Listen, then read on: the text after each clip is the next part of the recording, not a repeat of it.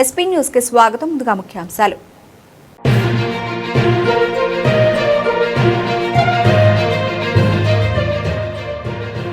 అమెరికాకు భారత్ కీలక భాగస్వామి. అమెరికా విదేశాంగ మంత్రి మార్కో రూబియో వెల్లడి.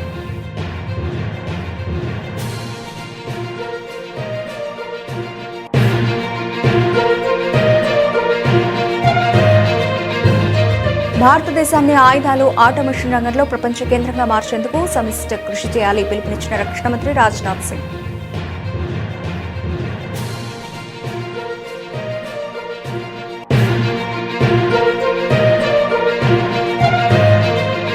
అక్రమ గోవధపై కఠిన ఎంసీఓసీఏ చర్యలు తీసుకుంటాం హెచ్చరించిన మహారాష్ట్ర మంత్రి బాంకులే.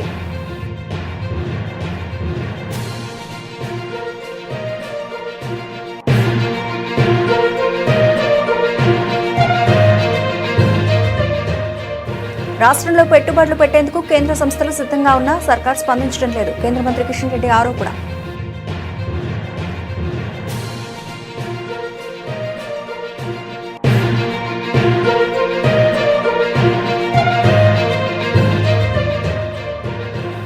గోదావరి పుష్కరాలకు 1000 కోట్ల రూపాయలు తెలంగాణ కేబినెట్ ఆమోదం.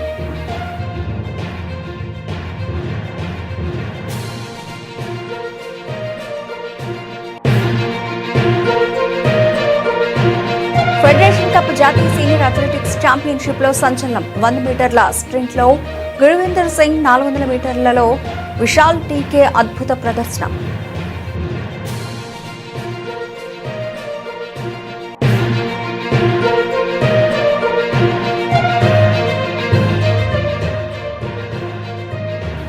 ఐదేళ్లలో 5 లక్షల ఉద్యోగాలు. రాష్ట్ర మంత్రివర్గ సమావేశంలో నిర్ణయాలు వెల్లడించిన మంత్రి పొంగులేటి.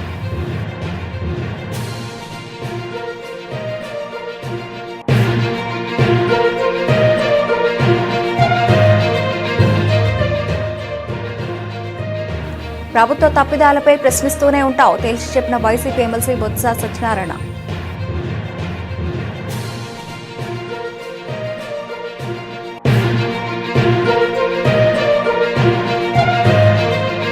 మహారాష్ట్ర నుంచి ప్రాణహిత నది గుండా వేలాది ఆవులను తరలిస్తున్నారు. సంచలన ఆరోపణలు చేసిన సిర్పూర్ ఎమ్మెల్యే పాల్వాయి హరీష్ బాబు.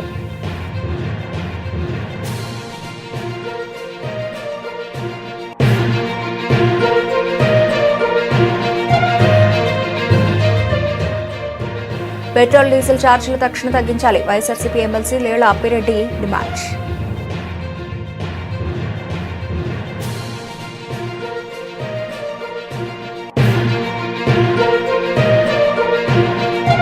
కెప్టెన్ శ్రేయస్ అయ్యర్ అజేయ సెంచరీతో పంజాబ్ ఘన విజయం. ప్లే ఆఫ్ రేసులో తమ ఆశలను సజీవంగా నిలుపుకున్న పంజాబ్ కింగ్స్.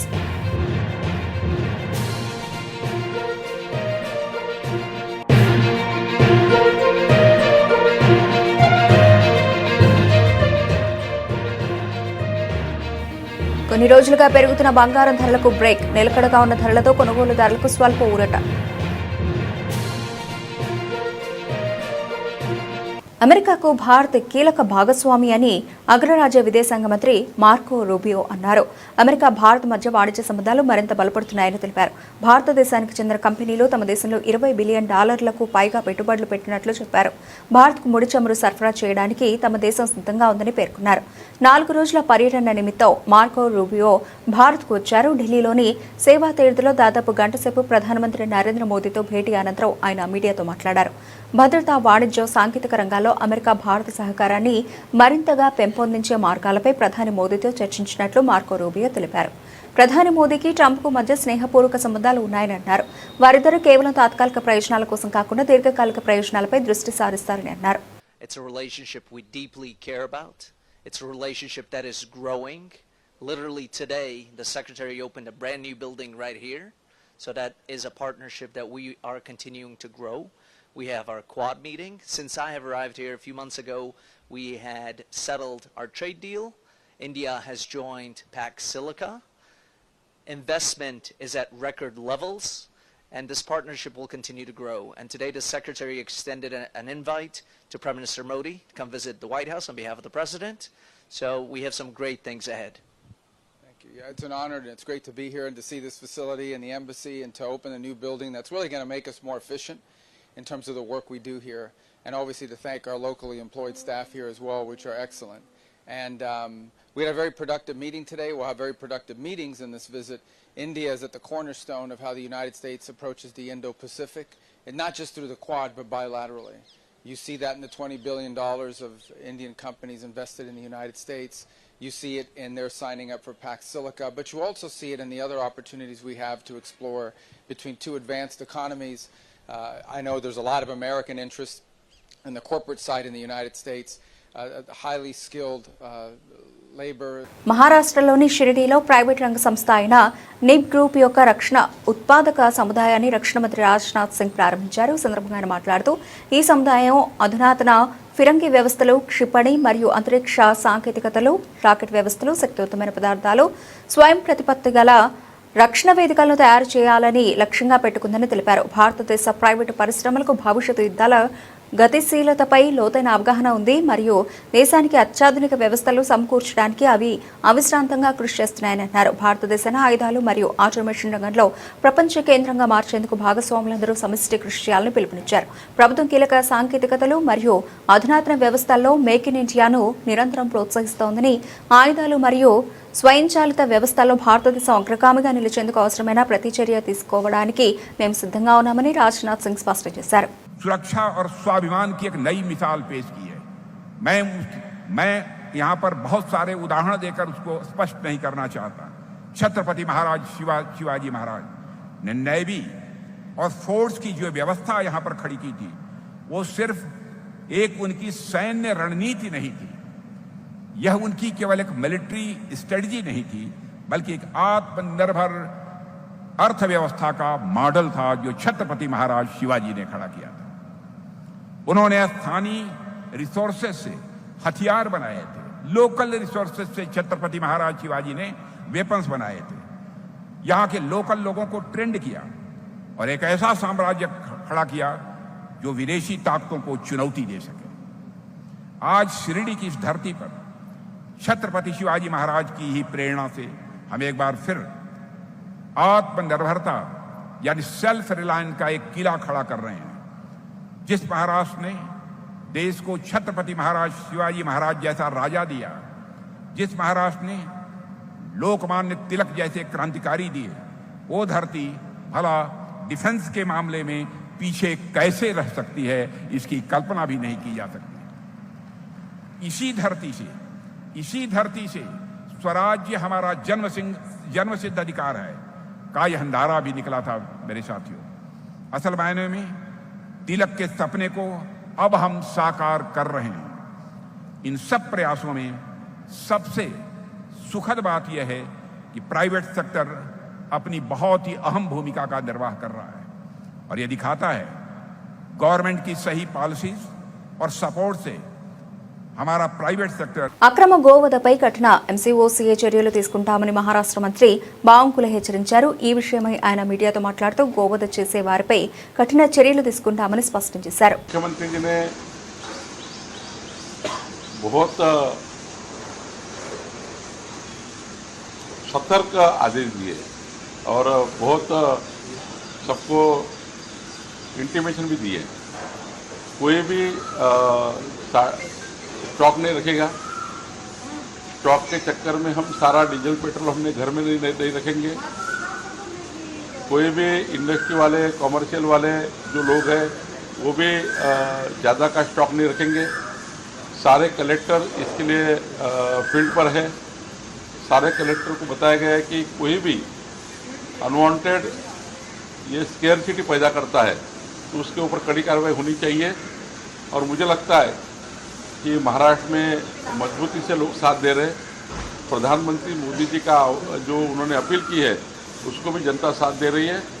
हम सब ने मिलकर, सभी पार्टियों ने मिलकर, महाराष्ट्र की सभी पार्टियों ने मिलकर एक दिल से, एक मत से मोदी जी के आह्वान को साथ में लेकर आगे जाना चाहिए. इसी में महाराष्ट्र की भलाई है, इसी में देश की भलाई है. सर, एक सवाल है कि कलेक्टर को आदेश दिए गए, सरकार ने आदेश निकाला दिया कि अभी बकरा ईद भी उसके पहले गो तस्करी करने वालों के खिलाफ मुकदमा लगाएगी, लेकिन विपक्ष इसको राजनीति कर रही है। इसको कह रहे हैं कि ये लोग गो तस्करों के खिलाफ क्यों नहीं मुकदमा लगाते और ये गाय को राष्ट्रीय पशु क्यों नहीं घोषित करते। देखिए, बकरी ईद में केवल बकरी काटी जाती है, गाय नहीं। और जो गाय काटेगा, जो गोवंश काटेगा, उसको छोड़ेंगे नहीं।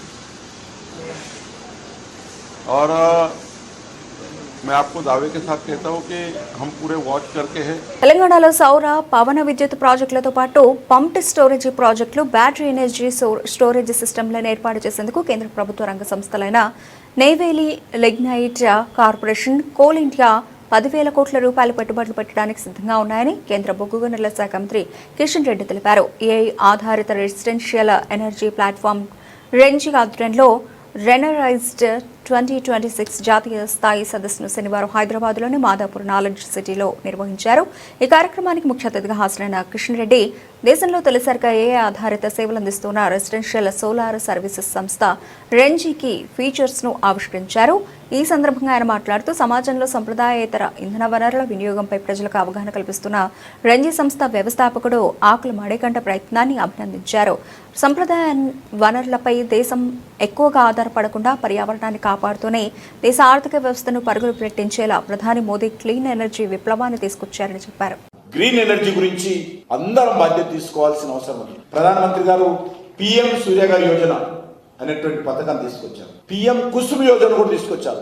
అగ్రికల్చర్ పంప్ సెట్స్, మనం డొమెస్టిక్ సంబంధించి, మన హౌస్ హోల్డ్ సంబంధించినటువంటి ఈ రెండింటికి సంబంధించి ప్రధానమంత్రి గారు ఎంత కమిట్మెంట్ తోటి అంటే పరి క్యాబినెట్ లో మీ కాన్స్టిట్యున్సీలో ఎంత మందికి పిఎం సూర్యగారి యోజన వచ్చింది. నాకు విషయం చెప్పారు, మీరైతే కోల్బెల్ట్ ఏరియాలో ఏవైతే ఎఫెక్టెడ్ విలేజెస్ ఉన్నాయో, కోల్బెల్ట్ ఏరియాలో పనిచేసేటువంటి క్వార్టర్స్ ఏవైతున్నాయో, ఇండ్లు ఏవైతున్నాయో, విలేజెస్ ఏవైతున్నాయో, మీరు కోల్ మినిస్ట్రీ ద్వారానే మీరే సబ్సిడీ ఇచ్చి, ఎందుకంటే గవర్నమెంట్ ఆఫ్ ఇండియా 70% సబ్సిడీ ఇస్తుంది, 30% కన్జ్యూమర్ పెట్టుకోవాలి. ఆ 30% కూడా పెట్టుకోనటువంటి వాళ్ళకు మీరు కోల్ కంపెనీల ద్వారా పెట్టి 100% సబ్సిడీ తోటి అందరు కరెంట్ ఇవ్వండి అంటున్నారు. ఎందుకు? మనము ఈ యొక్క జనరల్ థర్మల్ ఎనర్జీ సేవ్ చేసి సోలార్ ఎనర్జీ మీద మనము యూసేజ్ పెంచుకున్నట్లయితే అది దేశానికి లాభం. అదేవిధంగా ప్రధానమంత్రి ఇంకో మాట చెప్పారు, మీరు ఎంతైతే పవర్ మీరు వాడుకుంటారో, ఒకవేళ మీ ఇంట్లో పవర్ జనరేషన్ పెరిగితే, మీరు పెట్టేటువంటి సోలార్ ప్యానెల్స్ ద్వారా పవర్ పెరిగితే అది గవర్నమెంట్ కొంటుంది, మీకు ఇన్కమ్ వస్తుంది. అది మీకు ఫ్రీ, మీ ఇంటికి ఫ్రీ కరెంటే కాదు, మీరు ఎక్కువ. గోదావరి పుష్కరాల కోసం 1,000 కోట్ల రూపాయలు కేటాయించాలని తెలంగాణ ప్రభుత్వం నిర్ణయించింది. ఈ మేరకు ముఖ్యమంత్రి రేవంత్ రెడ్డి అధ్యక్షతన సమావేశమైన మంత్రివర్గం సంబంధిత పనుల కోసం నిధుల కేటాయింపునకు ఆమోదం తెలిపింది. తొలి విడతగా 300 కోట్ల రూపాయల మంజూరుకు పచ్చజెండా ఊపింది. కేబినెట్ సమావేశంలో పలు కీలక నిర్ణయాలు తీసుకున్నారు. జూనియర్ కళాశాలల్లోనూ మధ్యాహ్న భోజన పథకం అమలుకు మంత్రివర్గం ఆమోదం తెలిపింది. పాఠశాలలు, జూనియర్ కళాశాలల్లో అల్పాహారం, పాలు అందించాలని కేబినెట్ నిర్ణయించింది. అసోం రైఫల్స్, బీఎస్ఎఫ్, సిఐఎస్ఎఫ్ సెంటర్ల ఏర్పాటుకు కరీంనగర్ జిల్లాను ఎంపిక చేసింది. కే సముద్రం ఫైర్ స్టేషన్కు 18 పోస్టుల మంజూరుకు అంగీకారం తెలిపింది. ఫెడరేషన్ కప్ జాతీయ సీనియర్ అథ్లెటిక్స్ ఛాంపియన్షిప్ 100 మీటర్ల స్ప్రింట్లో గురువిందర్ సింగ్, 400 మీటర్లలో విశాల్ టీకే సంచలన ప్రదర్శనతో భళా అనిపించారు. 100 మీటర్ల పరుగులో తొలి రోజు గురువిందర్ సింగ్, అనిమేష్ కుజర్ పోటీపడి ఒకరి రికార్డు మరొకరు బదులు కొట్టిన నేపథ్యంలో ఫైనల్ హోరాహోరీగా సాగుతుందని భావించారు. కానీ 25 ఏళ్ల గురువిందర్ సింగ్ 10.09 సెంటీమీటర్లలోనే గమ్యం చేరి చరిత్ర సృష్టించాడు. దాంతో సెమీఫైనల్లో 10.15 సెకండ్లలో అనిమేష్ కుజర్ నమోదు చేసిన గత జాతీయ రికార్డు తుడిచిపెట్టుకుపోయింది. ఇంకా 10.10 సెకండ్లలోపే రేస్ను పూర్తి చేసిన తొలి భారత అథ్లెట్గా గురువిందర్ రికార్డు నెలకొల్పాడు. గురువిందర్ తాజా టైమింగ్ ఆసియాలో 2వ అత్యుత్తమం. అనిమేష్, ప్రణవ్ గౌరవ్ 2-3 స్థానాల్లో నిలిచారు. ఈ ప్రదర్శనతో కామన్వెల్త్ క్రీడల టైమింగ్ 10.16 సెకండ్లుగా కూడా గురువిందర్ అధిగమించాడు.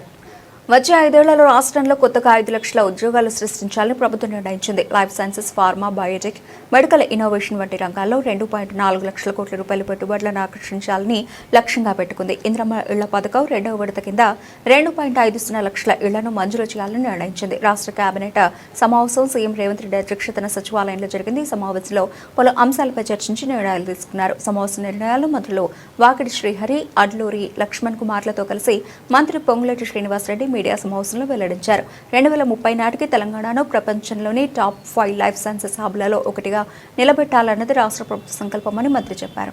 అందులో భాగంగానే next generation life sciences policy 2026-30కి మంత్రివర్గం ఆమోదం తెలిపిందని వెల్లడించారు. ఈ ప్రజాప్రభుత్వం వచ్చిన తర్వాత ఈ రోజు జరిగిన కేబినెట్ 33వ కేబినెట్ సమావేశం సుదీర్ఘంగా గౌరవ ముఖ్యమంత్రి రేవంత్ రెడ్డి గారి అధ్యక్షతన పలు అంశాల మీద నిర్ణయాలు తీసుకోవటం జరిగింది. ప్రధానంగా ఇందిరమ్మ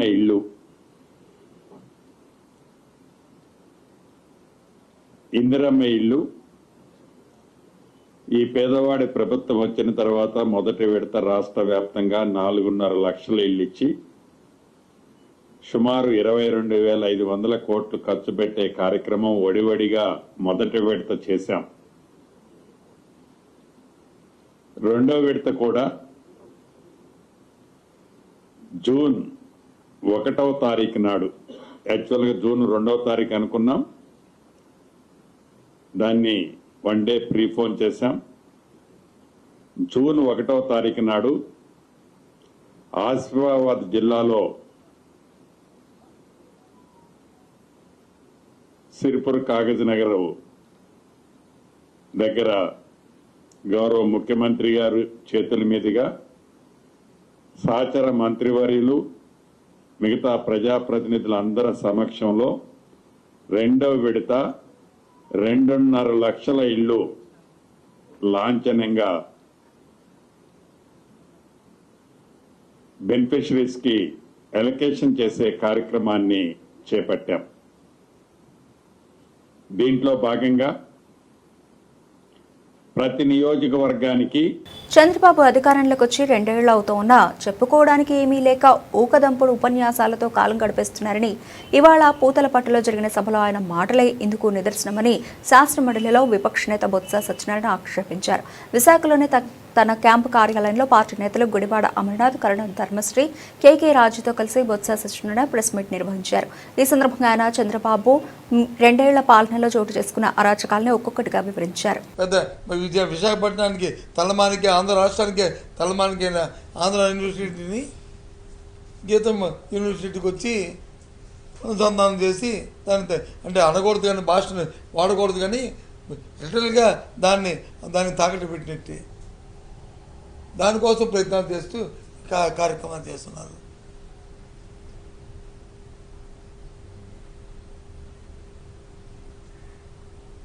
ఎంతమందో ఆంధ్ర యూనివర్సిటీ దాన్ని మెరిట్ వచ్చిన ప్రతి స్టూడెంట్ ఆంధ్ర యూనివర్సిటీలో చదవాలని కోరుకుంటారు.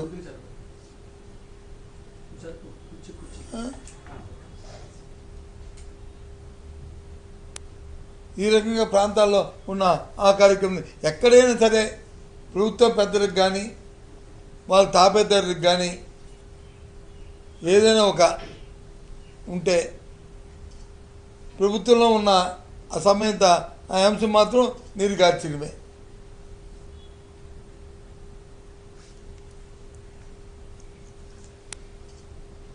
స్కిల్టింగ్ చేసేస్తున్నారు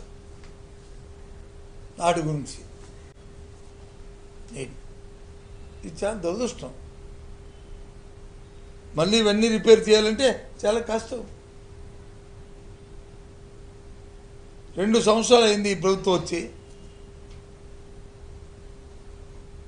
పేదవాడికి కానీ మధ్యతరగతి వాడికి కానీ ఇదిగో మేము వీరికి ఇది చేసామని పేటెంట్గా చెప్పుకునే ఒక కార్యక్రమం చెప్పానండి. రైతుకి కానీ సామాన్యుడికి కానీ సామాన్యునికి సంబంధించిన ఆరోగ్యానికి సంబంధించిన అంశంలో కానీ లేదు. మహారాష్ట్ర నుంచి ప్రాణహిత నది గుండా వేలాది ఆవులను తరలిస్తున్నారంటూ సిర్పూర్ శాసనసభ్యులు పాల్వాయి హరీష్ బాబు సంచలన ఆరోపణలు చేశారు. కౌటాల వారసంతా 20 రోజులుగా కొనసాగుతోందని, ప్రభుత్వ యంత్రాంగం మహారాష్ట్ర నుంచి హైదరాబాద్కు పశువులను తరలించడానికి ఒక గ్రెయిన్ ఛానల్ లాగా పనిచేస్తోందని విమర్శించారు. ఈ దారుణమైన అక్రమ వ్యాపారాన్ని ప్రోత్సహిస్తున్న ఘనత కాంగ్రెస్ ప్రభుత్వానిదే అని మండిపడ్డారు. బీజేపీ ప్రభుత్వం వచ్చిన చోట గోవధ నిషేధ చట్టం పటిష్టంగా అమలు చేస్తూ ఉంటే ఇక్కడ మాత్రం సాక్షాత్తు రాష్ట్ర ప్రభుత్వం ఈ అక్రమ రవాణాను ప్రోత్సహించడం సిగ్గుచేటు అని ధ్వజమెత్తారు. మహారాష్ట్ర ఛత్తీస్గఢ్ నుంచి మాకు పక్కనే ప్రాణహిత నది ఉంటుంది. ఇట్లా ప్రాణహిత నది గుండా రోజు ఇవాళ కూడా 1000 పశువులు ఇవాళ కూడా 1000 పశువుల్ని ఆ ప్రాణహిత నదిని దాటించి పక్కనే కౌటాల మండల కేంద్రం ఉంటుంది. అక్కడ వారసంత ఉంటుంది. వారసంత వారానికి ఒక రోజు నడవాలి. అది 20 రోజులుగా నిరంతరం నడుస్తుంది. రోజు సంత నడుస్తుంది. రోజుకు 5-6 వేల పశువులు అక్కడికి వస్తాయి. పోలీసులు అక్కడ దగ్గర ఉంటారు. అక్కడ పోయి అక్కడ మన వెటర్నరీ అసిస్టెంట్ సర్జన్ ప్రభుత్వ అధికారులే అక్కడ డెప్యుటేషన్ చేశారు. ఎవరిని? వెటర్నరీ అసిస్టెంట్ సర్జన్ సర్టిఫికేట్ ఇవ్వాలి కాబట్టి వెటర్నరీ డాక్టర్లను అక్కడ ఉంచారు. నిరంతరం పొద్దున 6 గంటల నుంచి రాత్రి వరకు మీరంతా certificate. Actual animal transportation rules ప్రకారం ఒక డాక్టర్ 90 సర్టిఫికేట్ల కన్నా ఎక్కువ ఇవ్వలేడు. కానీ 90 కాదు 300-400 సర్టిఫికేట్లు ఒక్కొక్క డాక్టర్. మా దగ్గరనైతే కలెక్టర్ గారు డిస్ట్రిక్ట్ వెటర్నరీ ఆఫీసరే ఆర్డర్స్ ఇచ్చాడు. కౌటాల షాండీలో డాక్టర్ బి రాకేష్, ఆయన వెటర్నరీ అసిస్టెంట్ సర్జన్, పెంచకల్పేట ఉంటే ఆయన అక్కడ డెప్యుటేషన్ మీద వేశారు. చిర్రకుంటలో ఉన్న మురళీకృష్ణన్ తీసుకుపోయి కౌటాలలో వేశారు. మా దగ్గర ఇంకొకటి గోయగావ్ అని వాంకిడి సరిహద్దులో ఆసిఫాబాద్ నియోజకవర్గంలో ఒక షాండీ సంత ఉంటుంది. అక్కడ ఒక డాక్టర్. అంటే ప్రభుత్వమే ఫెసిలిటేట్ చేస్తుంది. ఇంత దారుణం అంటే ఇంత గలీజ్ కథలకు ఈ ప్రభుత్వం పడుతుందని మనం ఊహించలేదు. కానీ ఇవాళ అట్లా వ్యవస్థ తయారైతుంది. పశువులు ఇవాటి పొద్దున ఫోటో ఇది. ఎన్ని వేల పశువులు అక్కడ నది దాటిస్తున్నారు. ఆ వెహికల్స్ పిలిపించి ఆర్డర్గా వాటికి పార్కింగ్ స్థలం చూస్తూ అందులో ఎక్కి. పెరిగిన పెట్రోల్ డీజిల్ ఛార్జీలతో రైతులు, ఆటో కార్మికులు, ఆక్వా రంగం తీవ్రంగా ఇబ్బంది పడుతోందని ఎన్నికలకు ముందు హామీ ఇచ్చినట్టుగా పెంచిన ఛార్జీలు తక్షణం తగ్గించాలని ఎమ్మెల్సీ లేళ్ల ఆపిరెడ్డి డిమాండ్ చేశారు. పెరిగిన ఛార్జీల కారణంగా రాష్ట్ర ప్రజలపై ఏటా దాదాపు 3,400 కోట్ల రూపాయల భారం పడుతోందని, నిత్యావసర సరుకుల ధరలు ఆకాశాన్నంటే సామాన్యుడు పడుతున్న అవస్థలను ప్రభుత్వం గుర్తించాలని కోరారు. ఓటేసి గెలిపించిన ప్రజలకు మేలు చేయాలన్న దృక్పథం చంద్రబాబులో కనిపించడం లేదని, గెలిచి అధికారంలోకి వచ్చాక మోసం చేయాలన్న ఆలోచనతోనే అలవికాని హామీలు ఎన్నికల్లో గుప్పించారని ఆరోపించారు.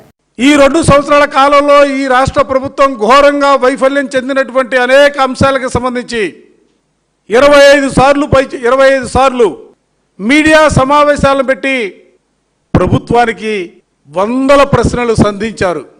అనేకమైనటువంటి అంశాలని లేవనెత్తారు. కానీ మా నాయకుడు సంధించినటువంటి ప్రశ్నలకు కానీ లేవనెత్తినటువంటి అంశాలకు సంబంధించి కానీ ఈ ప్రభుత్వం ఏనాడు కూడా వాటికి సంబంధించి లేవనెత్తినటువంటి ప్రశ్నలు తప్పనో ఆరోపణలు తప్పనో అనే మాట కూడా చెప్పలేనటువంటి దౌర్భాగ్యమైనటువంటి పరిస్థితుల్లో ఈ ప్రభుత్వం కొనారిల్లుతున్నటువంటి పరిస్థితులు వాళ్ళు చూస్తా ఉన్నాం. జగన్మోహన్ రెడ్డి గారి పైన దాడి, వ్యక్తిత్వ హననానికి పాల్పడుతున్నటువంటి పరిస్థితులు. మా నాయకుడు ప్రెస్ కాన్ఫరెన్స్ పెడితే నిజంగా ఎక్కడి నుంచి పుట్టుకొస్తారో తెలియదు. 10 డజన్ మంది మంత్రులు మాట్లాడతారు. ఆ డజన్ మంది మంత్రులు మాట్లాడే ప్రతి మాట, ముఖ్యమంత్రి గారితో సహా మాట్లాడే మాట వ్యక్తిగతంగా జగన్మోహన్ రెడ్డి గారిని టార్గెట్ చేసి మాట్లాడుతున్నటువంటి మాటలు. ఇవాళ రాష్ట్రంలో ప్రజలు అడుగుతూ ఉన్నారయ్యా, ఏంటి మీ భాష, మీరు మాట్లాడే భాష ఏంటని అడుగుతూ ఉన్నారు. పక్కన ఉన్నటువంటి రాష్ట్రాలను చూడండి. తమిళనాడు చూసినా ముఖ్యమంత్రిగా ఉన్నటువంటి వ్యక్తి ఏ విధంగా ప్రతిపక్షాలను గౌరవిస్తా ఉన్నారు. ఐపీఎల్ 2026 సీజన్లో పంజాబ్ కింగ్స్ తమ ప్లే ఆఫ్స్ ఆశలను సజీవంగా నిలుపుకుంది. తప్పక గెలవాల్సిన మ్యాచ్లో కెప్టెన్ శ్రేయస్ అయ్యర్ 51 బంతుల్లో 101 నాట్అవుట్స్, 11 4లు, 5 సిక్సర్లు, వీరోచిత సెంచరీతో ముందుండి నడిపించాడు. లక్నోలోని ఐగానా క్రికెట్ స్టేడియంలో శనివారం జరిగిన ఈ మ్యాచ్లో పంజాబ్ కింగ్స్ 7 వికెట్ల తేడాతో లక్నో సూపర్ జైంట్స్ పై ఘన విజయం సాధించింది. 197 పరుగుల టార్గెట్ను మరో 2 ఓవర్లో మిగిలుండగానే ఛేదించింది. 18 ఓవర్లలో 3 వికెట్లకు 200 పరుగులు చేసి విజయ్ భేరి మోగించింది. అయ్యర్ తన తొలి ఐపీఎల్ సెంచరీని నమోదు చేయడంతో పాటు జట్టుకు మరుపురాని విజయాన్ని అందించాడు. 197 పరుగుల భారీ లక్ష్యంతో బరిలోకి దిగిన పంజాబ్ కింగ్స్ కు ఆరంభంలోనే గట్టి ఎదురుదెబ్బ తగిలింది. ఈ క్లిష్ట సమయంలో క్రీజ్లోకి వచ్చిన కెప్టెన్ శ్రేయస్ అయ్యర్ ప్రభ్సిమ్రాన్ సింగ్తో కలిసి ఇన్నింగ్స్ను చక్కదిద్దాడు. గేర్లు మార్చి దూకుడుగా ఆడిన అతను మహమ్మద్ షమీ వేసిన ఓవర్లో 3 సిక్సర్లు బాది మ్యాచ్ను లాగేశాడు. చివరికి మరో భారీ సిక్సర్తో మ్యాచ్ను ముగించడమే కాకుండా తన కెరీర్లో తొలి ఐపీఎల్ సెంచరీని స్టైల్గా పూర్తి చేసుకున్నాడు. అంతకుముందు టాస్ ఓడి తొలుత బ్యాటింగ్ చేసిన లక్నో సూపర్ జైంట్స్ నిర్ణీత 20 ఓవర్లలో 6 వికెట్ల నష్టానికి 196 పరుగులు చేసింది. జాష్ ఇంగ్లీష్ అలాగే ఆయుష్ బదోని రాణించడంతో లక్నో పోరాడగలిగే స్కోరును సాధించింది. అయితే కేవలం 5 రెగ్యులర్ బౌలర్లతో బరిలోకి దిగిన లక్నో బౌలింగ్లో వైఫల్యం చెంది ఈ స్కోరును కాపాడుకోలేకపోయింది. గత కొన్ని రోజులుగా పెరుగుతూ వచ్చిన బంగారం ధరలు ప్రస్తుతం స్థిరంగా కొనసాగుతున్నాయి. దీంతో పసిడి కొనుగోలు చేయాలనుకునే వారికి కాస్త ఊరట లభించినట్లయింది. అంతర్జాతీయంగా నెలకొన్న భౌగోళిక రాజకీయ అనిశ్చితి కారణంగా బంగారం ధరల్లో హెచ్చుతగ్గులు నమోదవుతున్నాయి. ఆదివారం కూడా బంగారం వెండి ధరలు నిలకడగా ఉన్నాయి. గుడ్ రిటర్న్స్ వెబ్సైట్ ప్రకారం ఆదివారం ఉదయం నాటికి హైదరాబాద్, విజయవాడ మార్కెట్లలో 24 క్యారెట్ల 10 గ్రాముల బంగారం ధర ₹1,59,060 వద్ద స్థిరంగా ఉంది. అదేవిధంగా 22 క్యారెట్ల ఆభరణాల బంగారం 10 గ్రాముల ధర ₹1,45,800 కొనసాగుతోంది. ఇక దేశ రాజధాని ఢిల్లీలో 24 క్యారెట్ల పసిడి ధర ₹1,59,210, 22 క్యారెట్ల ధర ₹1,45,950 నమోదైంది. మరోవైపు వెండి ధరల్లో కూడా ఎటువంటి మార్పు కనిపించలేదు. తెలుగు రాష్ట్రాల్లోని హైదరాబాద్, విజయవాడ నగరాల్లో కిలో వెండి ధర ₹2,95,000 వద్ద నిలకడగా ఉంది. ఢిల్లీ, బెంగళూరులో కిలో వెండి ధర ₹2,85,000 ఉండగా చెన్నైలో ₹2,95,000 కొనసాగుతోంది. అంతర్జాతీయ మార్కెట్లలోని పరిణామాలను బట్టి భవిష్యత్తులో ఈ ధరలు మారే అవకాశం ఉందని నిపుణులు విశ్లేషిస్తున్నారు. బులెటిన్ ముగించే ముందు ముఖ్యాంశాలు మరోసారి.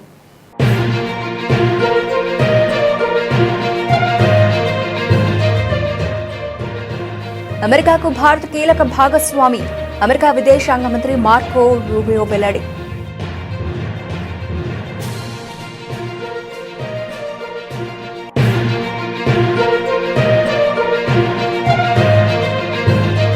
భారతదేశాన్ని ఆయుధాలు, ఆటోమేషన్ రంగంలో ప్రపంచ కేంద్రంగా మార్చేందుకు సమిష్టి కృషి చేయాలి పిలుపునిచ్చిన రక్షణ మంత్రి రాజ్నాథ్ సింగ్.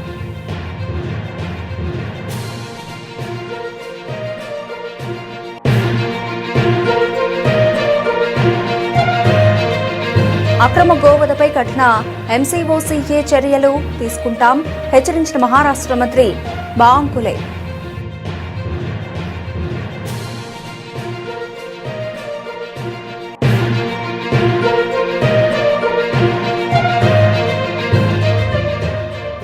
రాష్ట్రంలో పెట్టుబడులు పెట్టేందుకు కేంద్ర సంస్థలు సిద్ధంగా ఉన్నా సర్కార్ స్పందించడం లేదు. కేంద్ర మంత్రి కిషన్ రెడ్డి ఆరోపణ.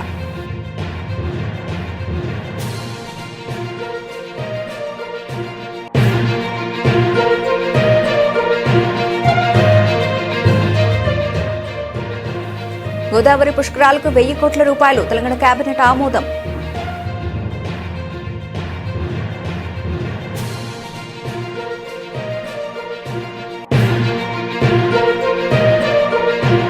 ఫెడరేషన్ కప్ జాతీయ సీనియర్ అథ్లెటిక్స్ ఛాంపియన్షిప్ లో సంచలనం. 100 మీటర్ల స్ప్రింట్ లో గురువిందర్ సింగ్, 400 మీటర్లలో విశాల్ టీకే అద్భుత ప్రదర్శన.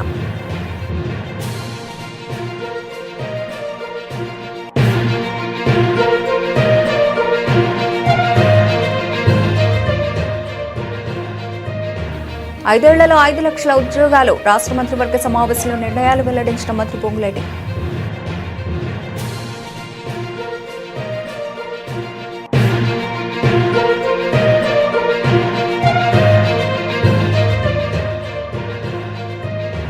ప్రభుత్వ తప్పిదాలపై ప్రశ్నిస్తూనే ఉంటాం, తేల్చి చెప్పిన YCP MLC Botsa Satyanarayana.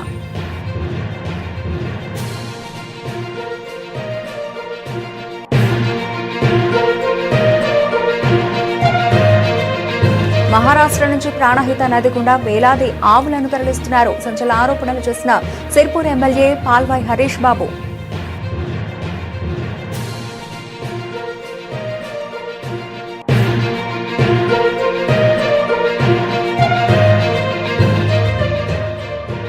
Petrol, diesel ఛార్జీలు తక్షణ తగ్గించాలి. YSRCP MLC Lella Appireddy demand.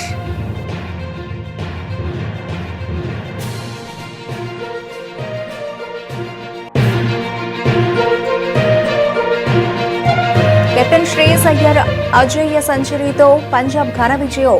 Play of రేసులో తమ ఆశలను సజీవంగా నిలుపుకున్న పంజాబ్ కింగ్స్.